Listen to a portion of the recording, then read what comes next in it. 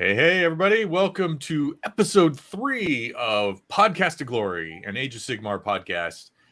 And we will redo that intro soon, one of these days. Once we got a couple more armies painted. And we'll get some more painted models out there. Yeah, refocus it on Age of Sigmar. And not, because I'm approaching 3 painted armies now. So that'll be good. And then you've got 2, and if you get the crew, 3. Especially if you get the crew boys, we'll have 4. Yeah, we'll have plenty of armies. I got a painted Empire army. I got a fully painted Nurgle army. I got a fully painted Goblin army. Oh, I forgot about the goblins. And I got I'm almost my Sons of Bahamut. Yeah, fully painted, and then I'll have crew boys when they come out. So we'll have plenty to make that intro out of. So. Yes. So it'll be. Not to mention all the armies we don't have painted. Yeah. True. Between us, we own. I think the only armies we don't own are Idnet Deepkin, Caradron Overlords, and we don't have a Tzeentch army. We don't have a. I guess Shane has a Khorne army. Neither of us do, but Shane does, and then neither of us have Slaanesh. Right, Slaanesh and Tzeentch. And there's about 4 or 5 that we don't have. Yeah, there's a few. And there's some that just will never see any progress until some rules are improved. Because I have a lot of Beastmen stuff. I was going to say, we have a Beastmen army, but not painted. It won't be painted anytime soon. But, And I've got a Skaven that I need to finish converting from Fantasy. Nice. That'll be cool when I get around to that. But anyways, we are kind of chit-chatting here because it was a very slow news week for GW in general, for AOS specifically, GW. I'm going to say that for 40K. I got some 40K news for you. Yeah, I mean, they've cool stuff. The new stuff for Thousand Suns and Grey Knights looks cool. I've always wanted to have a Grey Knight army, but I don't have the money to invest in another 40K army for a game that I only play 2 or 3 times a year. Yeah, I mean, I have not played with Mortarion yet since I bought him. Yeah, I'm like, I gotta get him painted up, but all right, he's half painted. All right, anyway. Yeah. All right, so we will jump in what news there is. So first off, on the AOS front, the only major news we got is regarding Stormcast getting yet another dragon model, and they look like they're a little smaller. And they're up flying. So they're meant to be on flying bases. They are in flying poses and they look super cool. I'm all love this guy. These are this guy is a Knight Draconis. There's a new hero character. And if you make this guy your general, then the Storm Drake Guard, the other guys. Look at that cloak on him. Yeah, that cloak is pretty amazing. These guys then would be battle line. So you could make an all dragon army. I mean, come on, Doug. All dragon army. What? It probably wouldn't be competitive, but it'd be a heck of a lot of fun. It would look cool as hell. Yeah. Just look at these guys. First off, look at that base in that flying base there. Yeah, look how thick it is to hold that guy up. Yeah. And those are Stormcasts on it, and Stormcasts are not small. No. So that guy is pretty big, and those are huge wings. Yeah. But they look amazing. So let's see. You can make them battle line with the Knight Draconis. We said that. In the video introducing him, did you watch that video where I did? I hate James horses. Workshop hates horses. Yeah. It was pretty funny. They did confirm in that they will breathe fire. So that's cool. Yeah. And then how could they not? Yeah. So the guys mounted on the back on the regular ones, the non-hero ones, have either a Drake Rider Lance, which you can see there, or a Drake Rider Warblade, which is the upper picture there. And presumably one will be better on the charge and the other one will give more attacks. You got to do Lance. Come on, man. Oh, I know. The lances just look amazing. How are you using that sword from up there? It's like the Imperial Guard on the back, popping out of the tank with his sword out. I'm like, what are you doing with your sword other than pointing? It's like, drive closer so I can hit it with my sword. And the Knight Draconis is armed with the Aeon Fire Blade. Yeah, he is. So, Look at that thing. That's a pretty cool looking. I mean, that looks kind of like the Emperor's sword from 4K. It does. I'm like, oh, so, yeah. A little less flame effect, but otherwise looks a lot like it. But add these and the 2 big dragons. I'm like, come on. Oh yeah. Forget Star Drakes. Star Drakes. Yeah. Star Drakes are dead. Totally retooled. I mean, they are a cool model. They don't really fit the aesthetic of these others, but unless they're totally retooled, I can't imagine them being taken when you've got these new ones. Yeah. It's just, man, they're gonna. I mean, especially if the one brother, who's I've already forgotten their names. The one who's on Sigmar's council. If he is actually a powerful magic user, and then the other one's super combat-y, then you freaking take that Knight Draconis, and then you flood the board with dragons. Holy cow, would that be a fun list? Oh, I say flood the board. With those 2 brothers and the Knight Draconis, you're probably going to be able to afford 3 battle line there. So you're going to be almost a Sons of Bahamut army with like 6 models on the board. Yeah. But man, 3 units of 2 dragon riders, the leader, and then the 2 big dragons. Yeah. Maybe. We'll see where the points shake out on these guys. But man, it's exciting to think about. The thing that's worrying me is I'm actually, I say worry, but it just kind of confirms my suspicion. I doubt maybe we get the pre-order the second week of August, but I don't know. They've been dribbling out like very little rules wise for it's like, oh, you're going to be able to take all the Orc War clans. I was hoping we could pre-order by now. So to be honest with you.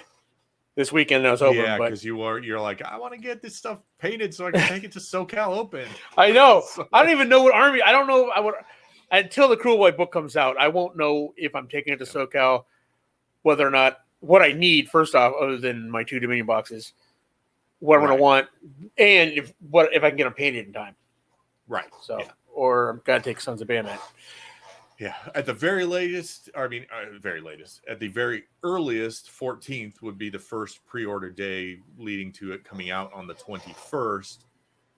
But I'm not sure about that. I think we're going to get another week of a little more, although maybe if we get the 40K treatment from this week where it's like every day there's 2 articles about it.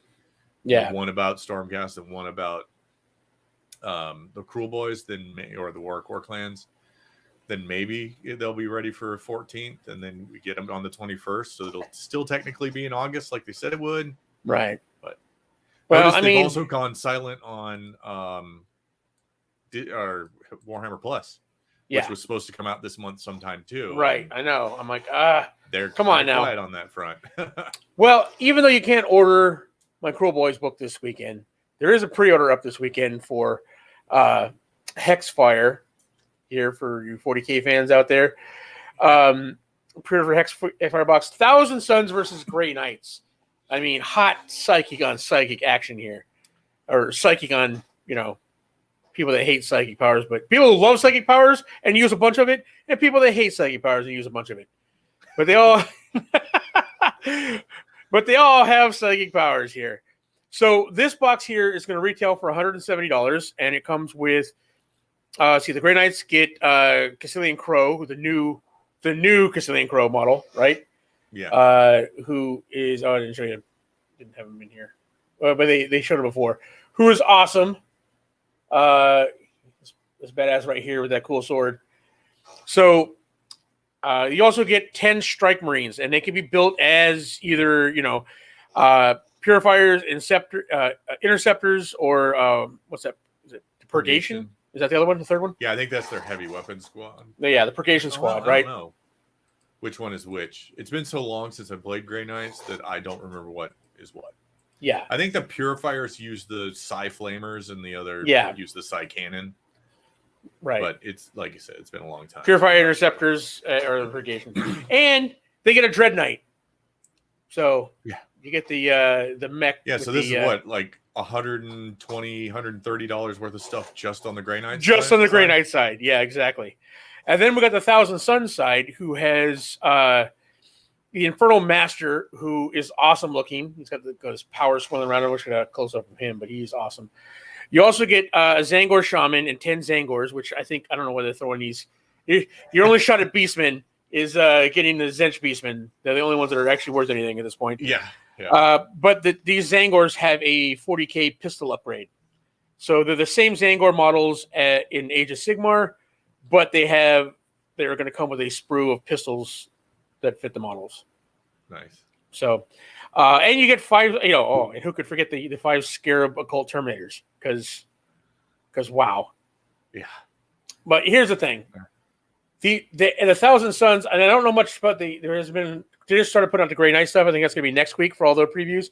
But from the previews we saw from the Thousand Suns, they've got the upgrade, man. They've got the upgrade. I mean, look at let's take a look at the Rubric Marines and Scarab Occult Terminators.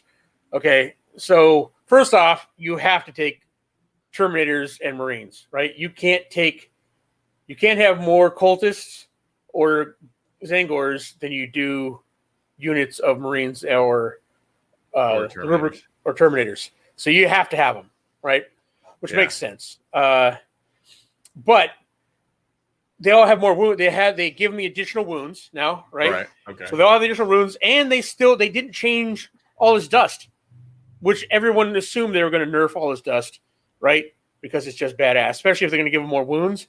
But now, same as before, if a one damage characteristic, one weapon hits you, you get +1 to your save. You're 2+ save. Regular Marines or 1+ Terminator save against 1 damage weapons, which means most small arm fires. Yeah, most weapons. Small arm fire, they're pretty much immune, which is how the lore, they should be.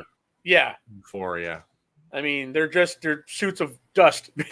So, which was awesome that they didn't nerf all his dust, and the fact that they upped the wounds anyway. So they got the wounds. They also have they also don't take morale tests. So you don't have to worry about them running. They automatically pass morale tests. So you don't have to worry about that. They also have they up the stats on the Phosphorine Kopesh. Oh, hang on. Got special delivery. Danny's. So, I mean, they do more damage. They have more wounds. They still have all his dust, and they don't run in combat. I mean, nice. They are pretty badass. Plus, there's all new psychic abilities for both of them, but the Thousand Suns have they have rituals now, Kabbalistic rituals, and so they generate Cabal points. So as you can see here in this chart, Magnus the Red generates 4, Aaron the Exalted or Exalted Sorcerer, Thousand Suns Demon Prince generates 3, Sorcerers and Terminator Armor is 2, and then regular Scarab Occult Sorcerers or Zangor Shamans generate 1. And what you can do with these Cabal points is they give you special abilities. They show 2 of them here. Like one, the big one for 8 Cabal points. You can make your psychic test. You make it, and it can't be denied. Wow. You're just like, I spent 8 points. Boom. Pass my psychic test, and you can't deny it. And then there's a smaller. Oh. So you take the smaller one, and it's for 5 Cabal points, and it's a +1 to a psychic test. Okay. Wow. So, just save up 3 more points and go for save up 3 more points and just do it. Like, boom. Wow. So, yeah. That's pretty impressive. Yeah. I was going to say, the Thousand Suns are, they're no joke. I haven't seen a whole lot of the Grey Knights other than the new Grey Knight psychic abilities, which there's all new psychic abilities for both, and they're both, awesome. But, we'll see.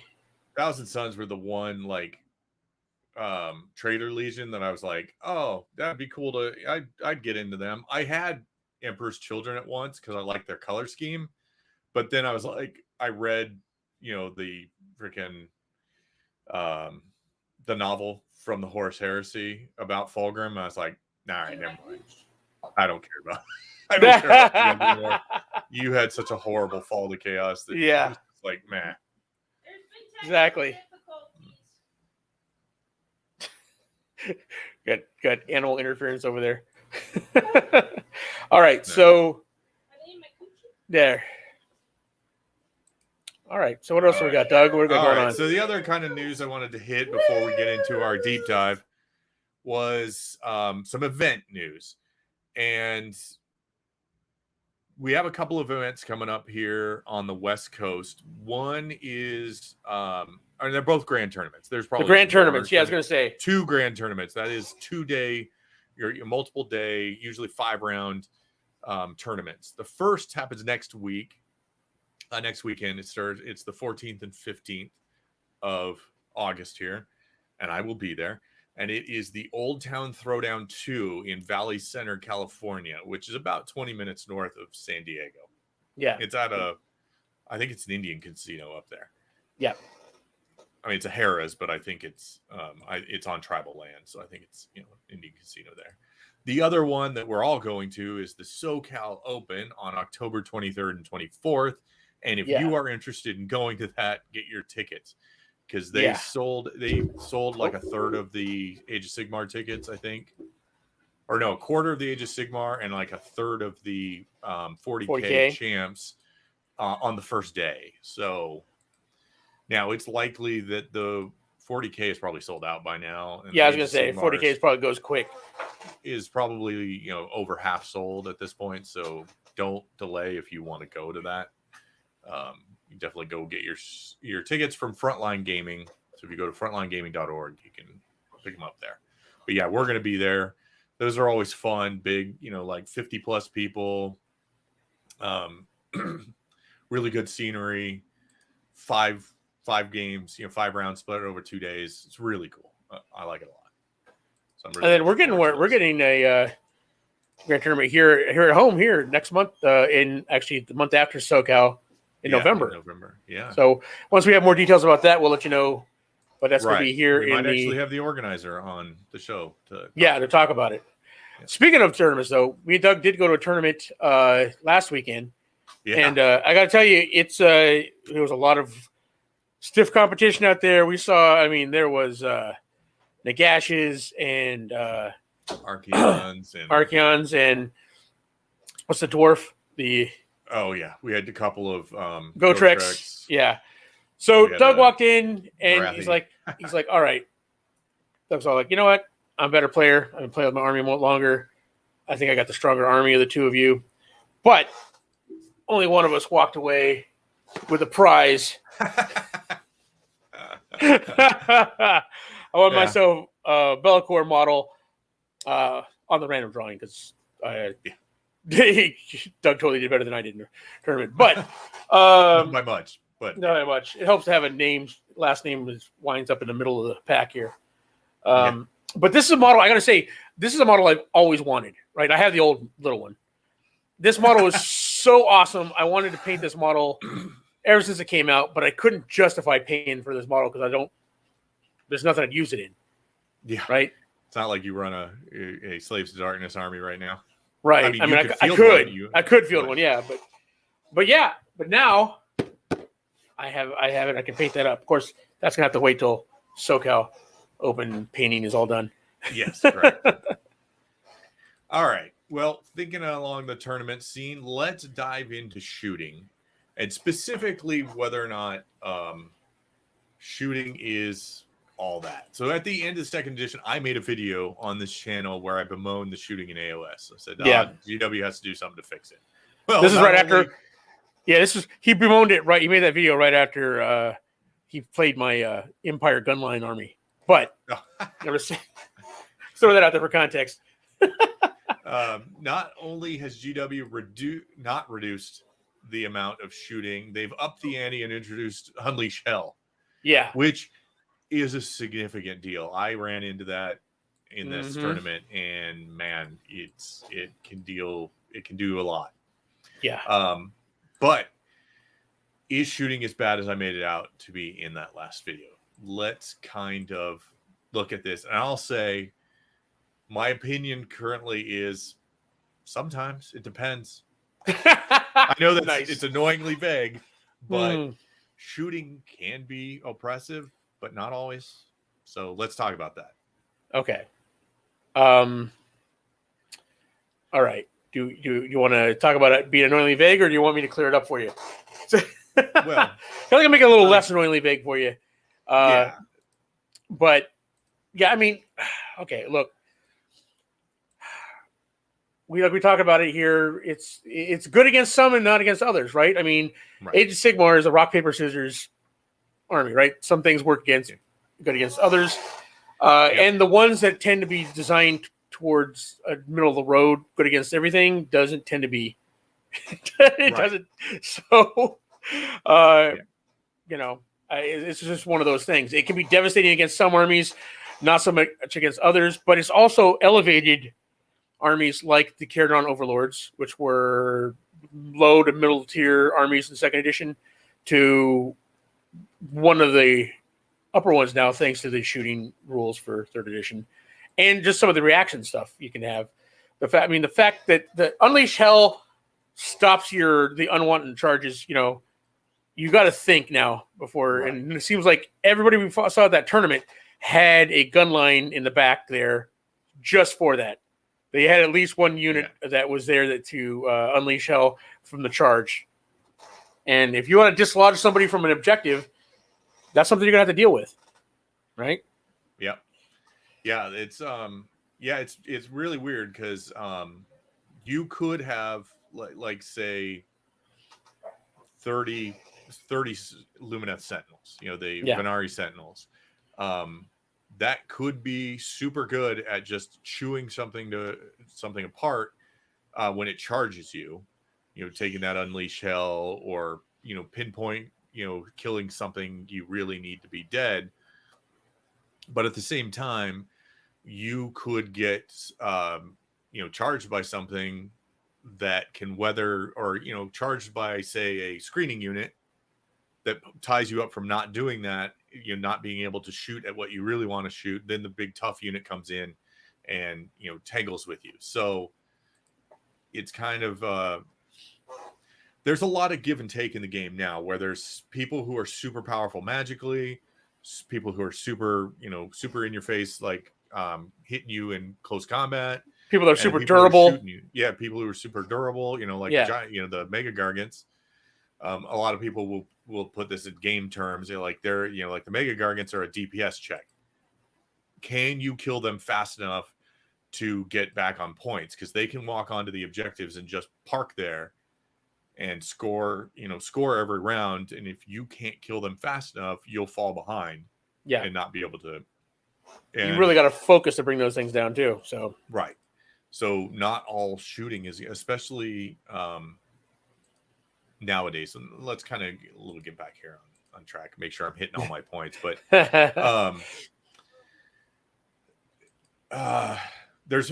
we got to take into account a few things when we're looking at the current shooting meta and how shooting works in Age of Sigmar.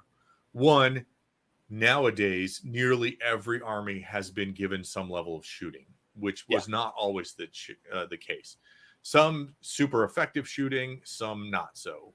So you've got like Lumineth and Tzeentch and Caradron Overlords, and now Daughters of Cain, who have some really effective shooting. And then you've got people like the Gloomspite Gits, or even to a degree the Mega Gargant, the Sons of Bahamut, who have shooting. It's not their main thing, but it's enough to be somewhat useful and helpful in certain situations. And then you have stuff like Cities of Sigmar that you could just have so many different shooting things. Got a ton of different shooting, some really good shooting, some kind of moderate shooting. Right. So it's all over the place. Yeah, it's kind of all over the place, and it's, do you want to build towards that or not? That's the one thing that's weird about Cities of Sigmar is you could go all in on any of the areas. Do you want to be super durable? Get some, get big blocks of, cheap guard, or big, units of long beards, or the, I forget, I don't play the dwarf parts very often, or Phoenix Guard. Who've got it, 4 up, 4 up. It's like, I think it's 4 up, 4 up. Yeah. So, they're super durable.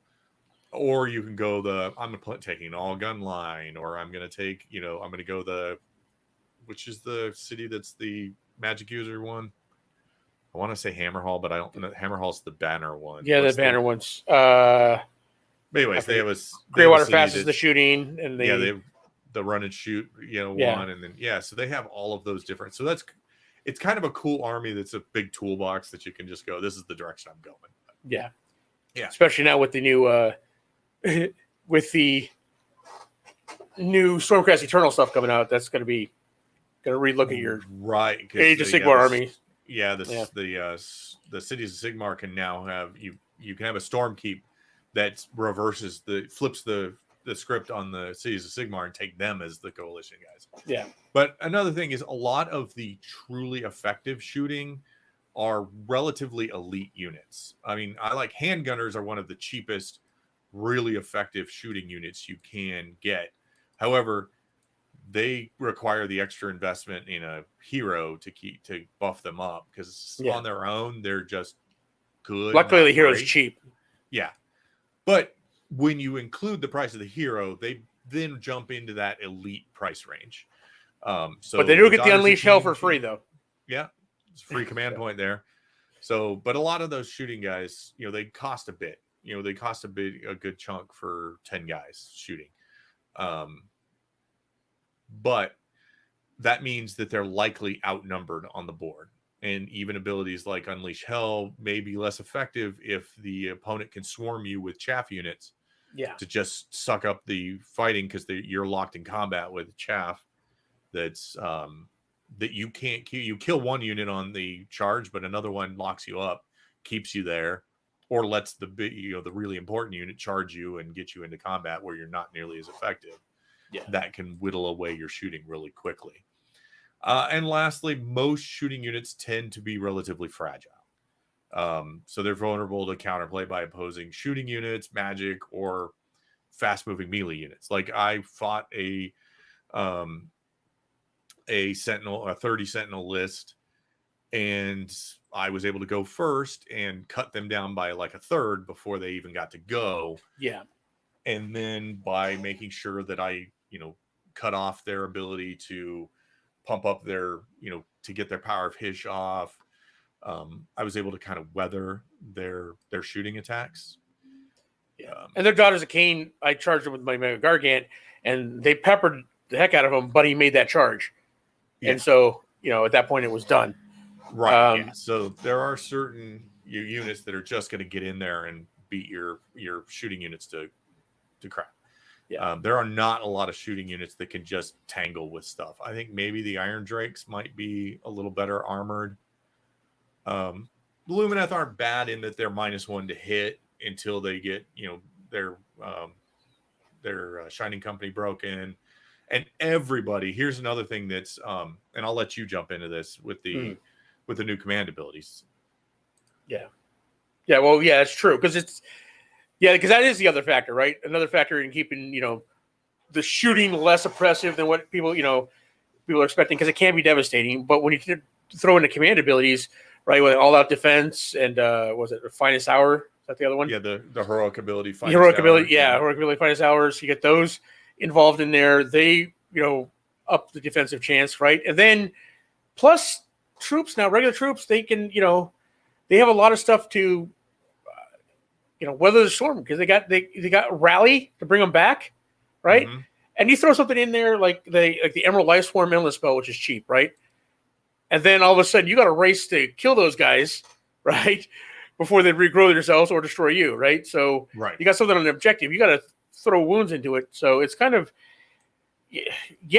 shooting can be devastating and it's very effective, but you got to know your targets, right? Know what you're doing, and you got to make sure that you can close the deal. The fact that units are smaller makes that a little bit easier here, but still, you can still face a 60-man unit of goblins. Yeah. So, right. and here's the thing: is most shooting now is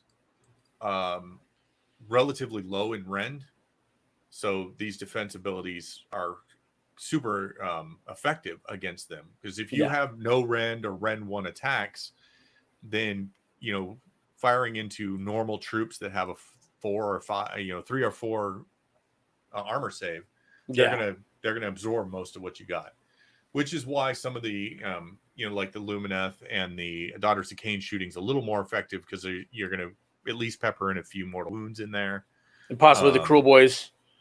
Yeah, the Cruel Boys with their poison attacks. Yeah. And then some of the bigger things that shoot, like the god models, like Teclis and Marathi and Nagash all have high rend.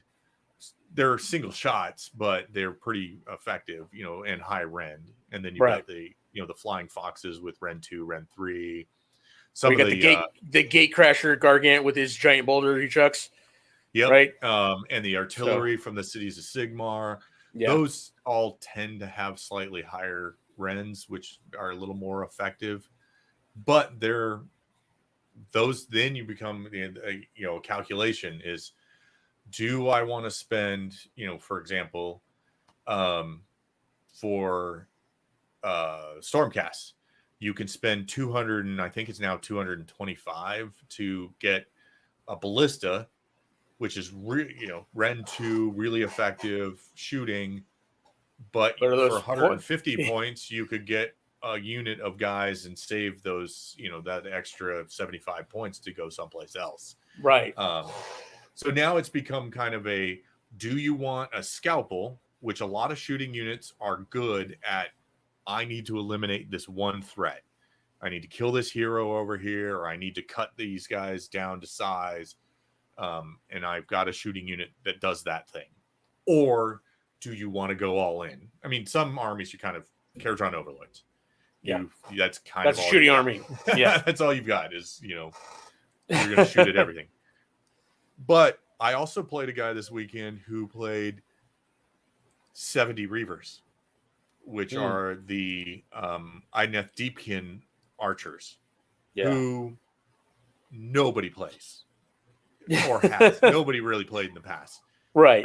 They're kind of expensive for what they do. They're a no rend attack, but if they get within 9 inches of you, they get 3 attacks instead of 1. So when you get, and he took a Tidecaster, he flipped the tides so that on turn 1 he could run and shoot. With the smaller boards, he was able to run, move his 6 inches or 6 or 8 inches. I think they may be 8 inches. I'm not sure. And then he ran and got most of a unit within 9 inches of one of his target unit. And then 30 guys or 20 guys, I can't remember how many he was filling him in. I think he was in blocks of 20. Maybe it was 20, 30. I don't remember. But, 60, 80, 90 shots, whatever it was. Eventually, weight of dice is going to hit you. And even if you're going, well, I've got a 3-up save. But if you're shooting at me 90 times, that means 30 of those are getting through my armor. Well, I mean, obviously not all 90 hit. So you've got, if you hit with 60 of them and then wound with 30 of them, 10 are going to get through. And I'm a unit of 10 guys, or I'm a unit of 20 guys. You just killed half my force with no rend shooting. So if you're willing to go all in, there are some that can just nuke the crap out of you. I mean, that was like the eternal struggle with Sons of Bahamut, right? That balance between the point cost, because you're like, wow, I can get 3 regular Gargants for the price of a big one, right? And then they all have shooting attack, and you can give them all shooting. So if I took took 2 and then took 6 regular ones, that's 6 of them throwing rocks. But at the end of the day, you're like, was that worth? It's not worth what you're getting now. You could make a Cities of Sigmar that's like 10 guards standing in front of 30 gunners, and then 10 guards standing in front of 30 gunners. Yeah. But is that going to do what you need it to do? Yeah. Especially when those guys only shoot 16 inches. Yeah.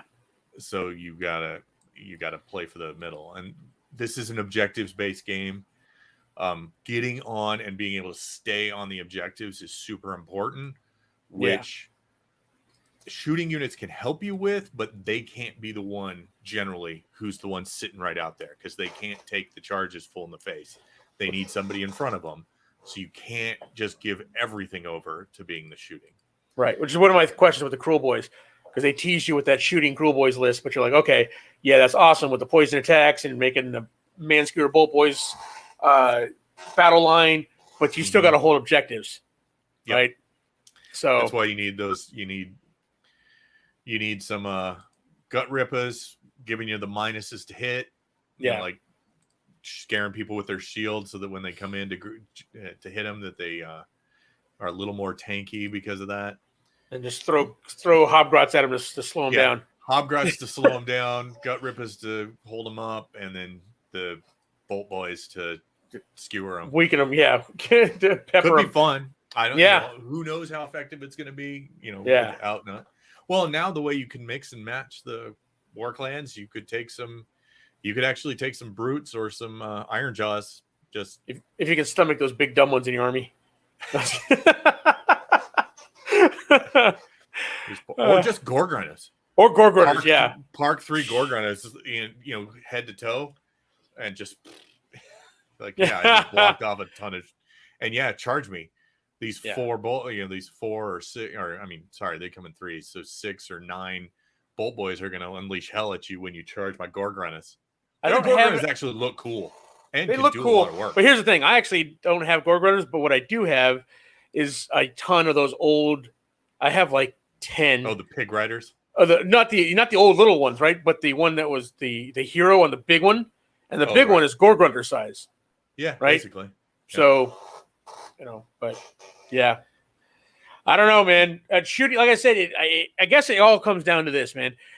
It's just like anything, like you said, just like Magic or melee or whatever it is. Shooting is going to be one of those that is. If you go all in on a shooting army, you're going to wreck people, but you're also going to face people that, you just can't handle. You just can't handle. And if you give, if you take a little shooting, it's that balance, right? That's the whole point of the game. That's what makes it tactical. You got to figure out, what's going to work, And the thing is, I find it best that if you find something you're good at, your army's good at, or a certain way that your army plays, build to that. Build to that, because if you try and piecemeal, jack of all trades, you end up with a master of none, because it's just like, I want a little bit of shooting, I want this hard, very few armies out there can pull that off effectively and be competitive. So I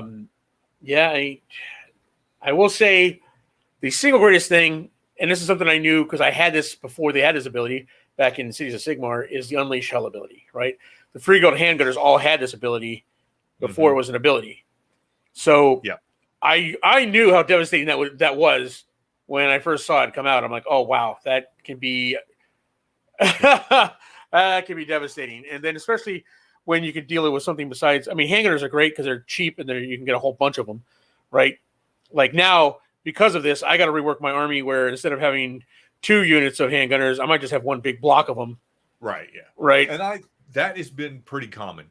And I kind of want to do a different episode on it, but I'm not sure it's a whole episode. Is AOS 3 really MSU? Because I'm not seeing it in tournaments I'm playing in. Yeah. People are taking like a maxed out unit of their missile troops and then a maxed out unit of their tanky guys to sit in the middle and hold an objective or just kind of be that big. You got to deal with me kind of thing. Yeah. And then some small units spread around to do other things, to be, to shield or to, push out territory against, teleporting or whatever. But I don't think this is going to be the edition where you just see, oh, here's 5 guys here, 5 guys there, 5 guys there, 5 guys there, 5 guys there. I have 15 units. They're all minimum size or whatever. I don't think that's going to happen. I think you're going to see, especially in the shooting units, some people sinking all the points into something that they can give all the buffs to. Yeah. They took the minimum size units, but they're going to max out those shooting units just because of the shooting, especially because you don't have to worry about coherency. You're like, I don't need to pile into stuff to get fully effective. In fact, I don't want to be in combat if at all possible. So, I'm gonna max this unit out and then use it to pick a target and destroy. Yeah. So, It'll be interesting. Yep. Yeah. I like shooting. I mean, yeah, I think it's as oppressive as it got in second edition. And I know people are at this point in these early stages. A lot of people are complaining about how you can stack defensive bonuses too easily in this edition, but that is what mitigates the damage shooting can do. Yeah. Is when you can stack all those buffs so high that the shooting really just is plinking off a few wounds that you can later rally back, then shooting becomes not as oppressive. This is what makes this edition great is that the chess game of not only just getting into position, but getting to the point where getting them to use command ability, command points, so they don't have them for things like the reactions and things. Yeah, you don't want them to be able to unleash hell, or you don't want them to be able to all out defense that one key unit you want to do some damage to. So you're like, I do this. I do that. Exactly. What do you do? There is a lot of bluffing and baiting and stuff. Yes. Yeah. I gotta say, I love third edition. It was a lot of fun. It is, well, and this could be just playing Lumineth. There is a lot more going on. So you've got it. I found the games, like every game, again, this was mostly being a Lumineth player, not the third edition itself, but every game I was on the last table to finish. Yeah. We took the full amount of time. It did take, and you guys we rarely made it all the way to turn 5. I think only one game made it all the way through to the end of turn 5. Wow. One was for turn 4, and the other one was I think the other one we made we finished turn 3. We were going on to 4. One, we finished turn 4 going on to 5 where we couldn't go any further. And then one, we made it all the way to 5. Yeah. I will say I had one of the best games I ever had that tournament. Fighting the Daughters of Cain. Not only was the opponent awesome, but his army was great. And it came down to the wire, right? It was one of those bloody games that went back and forth. We were tied on points. We were tied on, it was basically, it came down to the fifth round. I didn't have a battle tactic I could do. There was not one left. So you got to be careful. The battle tactics add that extra element of you've got to think ahead, because I burned up all the ones I had. There wasn't a single one I could do that was I could physically make in that last round. So he got the points for his battle tactic, and I didn't. I got my grand tactic. He got his grand tactic. It was a tie all the way down the line. He got one more battle tactic than I did. So victory. Yep. But yeah, I mean, that's what I love about this third edition. I think it's great. I had one of my best games ever in any edition. Obviously, we had a lot in third edition, but freaking going. I lost Techless turn 2 and was still able to go the full distance, and only lost because I lost the priority in turn 5. Nice. If I had won the priority in turn 5, it would have been probably a tie. Yeah. Because I believe we both got all of our objectives. I would have been able to get an objective that turn. And even if he wiped me out, I would have scored all my primaries that turn. It was a super good game. Yeah. So yeah, it was definitely a lot of fun, and I'm looking forward to play more games. I had that win, I had that minor loss, and then my only major loss was the guy who won overall. So I lost to that guy. So he had Nagash, right? He had Nagash. He was stacking up the 7 arcane bolts on you. Yeah, it is a little oppressive. Take 7d3 mortal wounds. There you go. Yeah, that's one of those things. I'm like, GW may need to do something. Yeah, it was fine in second edition that he and Archon could cast Arcane Bolt as many times as they want because it wasn't. Yeah, it wasn't. He didn't dish out D3 mortal wounds. So yeah. Well, it could if you cast high enough, and he has a good chance with his +3 to casting. But the fact that he just. Because he's so hard to kill with all of the defensive buffs you can get it, and the lack of much in the way of Ren 3. Hey, I had him down to four health left. So yeah, you're one of the armies that has plenty of Ren 3 in there, so you can get through his defenses a lot. You just got to be able to weather the storm. Yeah. In the meantime, but yeah, so I'm really loving this edition. Looking forward to getting some cool big tournaments in. I think it's a really fun way to play the game because you get a way more diverse set of opponents and set of armies to play against than you do with your local. However big your local is, it's still the same people that you play who got relatively the same armies. Maybe they shift between a couple, but yeah, this just kind of mixes the pot and it's a lot of fun. Absolutely. So yeah, I will be at Old Town Throwdown 2 next week. So we will not have a live edition next week. We will be pre-recording an episode this weekend for to go out that next time. Yep. But we will be live the next week. The week after, exactly. And for those of you guys that have been asking about setting us up as a audio only podcast, we do have the first 2 episodes out on our Grizzled Geek, under Grizzled Geek podcasts out there, but we're going to be separating these out. We're going to have our own podcast platform for Podcast of Glory. So have its own channel out there. So we'll advertise that when we get it set up here. And we'll put the first 2 back out on there as well. Right now, you can listen to the first 2. You can check it out on YouTube anytime you want, but you can check it out on, under the Grizzled Geek for wherever you get your podcasts at. Deezer, Spotify, iTunes, right. Wherever you want. It's all out there now. But this one, I think we're going to start with this one going forward. Put it on its own channel. Yeah, I mean, I think, like you said, I think we can probably re-release the other ones. Yeah, we can re-release the other ones. Same place. Yeah. Depending on the storage level, we might have to trickle those in. We'll see how that storage works and whatnot. But yeah. So once again, we appreciate you guys tuning in. And if you have ideas for topics that you want to see us deep dive into, please leave those in the comments. Yeah, definitely. We're always looking for good ideas on topics to address, especially in these when the news weeks are a little light. It's nice to have a better, some of the deeper, meatier topics.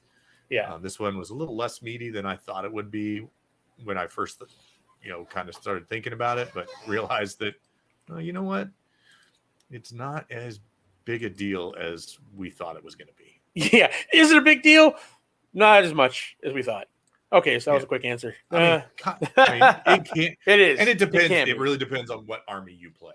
You may absolutely find it super oppressive, but there are other things you're going to find super oppressive, like Gotrek or Marathi or Nagash throwing 73. That was 73 more wounds in your face when you charge him.